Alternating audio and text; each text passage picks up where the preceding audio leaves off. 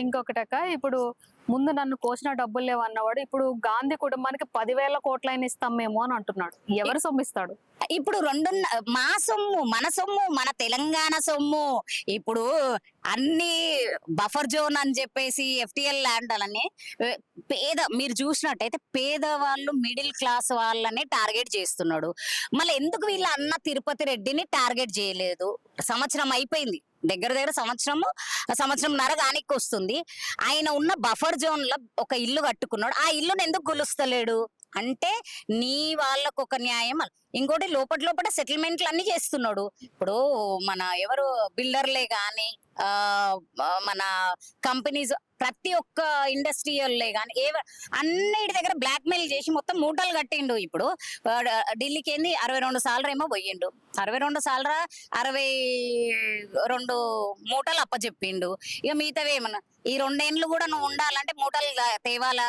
100 కోట్లేంది 200 కోట్లు కూడా సోనియా అడిగిండొచ్చు కానీ అవి ఇయ్యాల. ఇయ్యకుంటే నీ పదవి పోతుంది. మళ్ళీ వేరే వాళ్ళు ఎందుకంటే రెడీ ఉన్నారు ఆడ ఎవరెవరు ఉన్నారో కూడా ఆయనకు తెలుసు.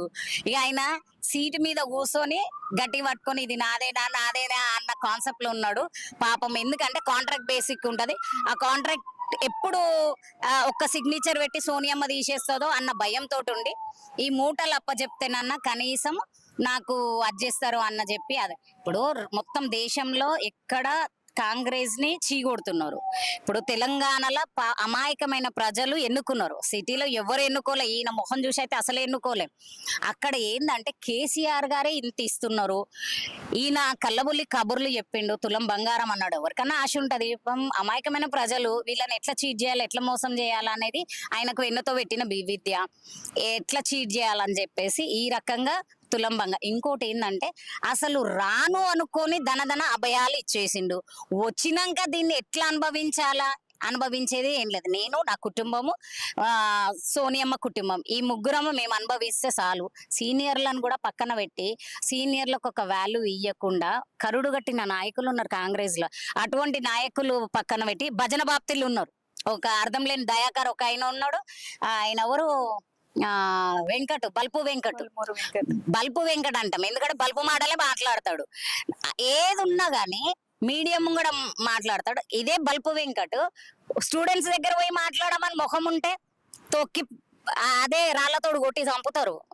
మన రేవంత్ రెడ్డి అన్న మాటకే బల్పు వెంకట్ ని కొట్టు. ఈయన మీడియా ముందు అర్థం లేని దయాకర్, ఆయన పేరుకి అర్థం ఉండదు, ఆయన మాటకు అర్థం ఉండదు, అసలు ఆయనకే అర్థం ఉండదు. అసలు అర్థం లేని దయాకర్ పెద్ద పెద్ద ఫోజులు కొట్టుకుంటా తోఫు మాటలు మాట్లాడతాడు. ఈ భజన బాప్తిలు అంతా చేరి సోషల్ మీడియాలో ఆడిడ మాట్లాడడం తప్ప ప్రజలకు వచ్చి మాట్లాడమనండి ఈపులు వాయగొడతారు. ప్రజలు ఉన్న కోపంలా ఖచ్చితంగా వీళ్ళని గద్దె దించడం ఖాయం. ఎందుకంటే ఇక తప్పదు మనకు. ఈ 5 ఏళ్లకు వచ్చే ఎలక్షన్స్. కాకపోతే ఇక 2 ఏళ్ళు కళ్ళు మూసుకుంటే అయిపోయి. కానీ ఈ 2 సంవత్సరాలు బీఆర్ఎస్ పార్టీ బాపు కేసీఆర్ గారి ఆధ్వర్యంలో ప్రతి కార్యకర్తలము ఖచ్చితంగా మీ తాట తీస్తాం. ప్రజలకి ఏడ అన్యాయం జరిగినా, ప్రజలకి ఏదన్నా మీరు హామ్ చేసినా ఖచ్చితంగా మేము ఆడొచ్చి నిలదీస్తాం. ఎందుకంటే 2 ఏళ్ల పాప అసలు అనుకుంటేనే మనకు ఇట్లా రోమాలు లేచిపోతున్నాయి. ఎందుకంటే ఆ పిల్లకి అసలు ప్రపంచమే తెలియదు. అసలు ఎంతో భవిష్యత్తు ఉన్న పిల్ల కులం కోసము అంత నీచంగా ప్రవర్తించిండ్రంటే ఒక్క స్టేట్మెంట్ ఇచ్చిండా? సోమియా ఐపీఎస్ ఆ అమ్మాయి చనిపోతే ఒక స్టేట్మెంట్ ఇచ్చిండా? అసలు ఈయనని ఏమనాలి, వీడు వాడు అనాలన్నా కానీ నాకు ఆ నోరు గలీజ్ అవుతుందని. వీడు చదువుకోలేడు సన్నాసి. మా పైసలతో చదువుకోనికే ఇప్పుడు ఆయన కాయిష్లు పూరి చేసుకోనికే ఏ యూనివర్సిటీకి పోయి చదువుకుంటా అంటుండు. యూనివర్సిటీ కూడా 2 రోజుల డిగ్రీ ఇచ్చేయడం ఏంటి? ఇక పైసమై మా తెలంగాణ ప్రజల పైసా, మా రెక్కల కష్టం, మా రక్తం మొత్తం దార పోసినాయన్ని మూటలు కట్టుకొని ఆడికి తీసుకొస్తున్నాడు. అందుకనే లంక బిందెలు అన్ని ఏడేడు ఉన్నాయో దేవుళ్ళు ఆడుకుంటా కేసీఆర్ గారు ఈడ లంక బిందెలు పెడతాడేమో అనుకున్నాడు. నోరుతోడు అన్న లంక బిందెలు రాలేవు. ఇప్పుడు ఆడ మన ఏది బాపుగట్లో ఆ అపార్ట్మెంట్ కింద లంక బిందెలు ఉన్నాయని గట్టిగా సమాచారం దొరికింది.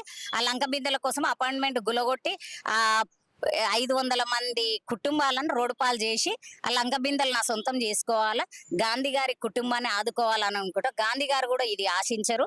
గాంధీ గారి చరిత్ర ముందు తెలుసుకోరా ఎదవా నువ్వు. ఎందుకంటే గాంధీ గారి చరిత్ర ఏందో తెలియని నీకు అసలు గాంధీ గారి కుటుంబం కోసం ఏం తెలుసు. ఇది ఇంకోటి రెడ్ బుక్ అని రాహుల్ గాంధీ తిరుగుతుంటాడు. ఈ రెడ్ బుక్ అనే దాంట్లో ప్రజలకు అన్యాయం జరగదు, దేశంలో మొత్తం ప్రజలకు అన్యాయం జరగదు, ఆడవాళ్ళకి అన్యాయం జరగదు. ప్రియాంక గాంధీ ఏడుంది? ప్రియాంక గాంధీ అసలు గణనే పడతలేదు, ఏం ముచ్చట్లేదు మాటలే. అంటే కాలు వేరే రాష్ట్రంలోనే వాళ్ళు మాట్లాడతారు కానీ తెలంగాణకు వచ్చేసరికి, ఎందుకంటే తెలంగాణ బిడ్డలు గారు కదా రాహుల్ గాంధీ గాని, రాజీవ్ గాంధీ గాని, సోనియా గాంధీ గాని, ప్రియాంక గాంధీ గాని, వీళ్ళు ఇందిరాగాంధీ గాని వీళ్ళు గారు. కాకపోతే ఇందిరాగాంధీ గాని, రాజీవ్ గాంధీ వాళ్ళు ఉన్నప్పుడు మేము 100% మేము ఎప్పుడు వాళ్ళని అనము గాంధీ తాతనే గాని. ఎందుకనంటే వాళ్ళు రాష్ట్రానికి ఏ డెవలప్ చేయకున్నా గానీ రాష్ట్ర ప్రజలకు ఎటువంటి హామ్ జరగకుండానైతే చూసిండొచ్చు. ఎందుకంటే మేము వాళ్ళని అనేంత స్థాయి మాది కాదు. కానీ నువ్వు వచ్చినాక అసలు నువ్వు తెలంగాణోడివి కాదు.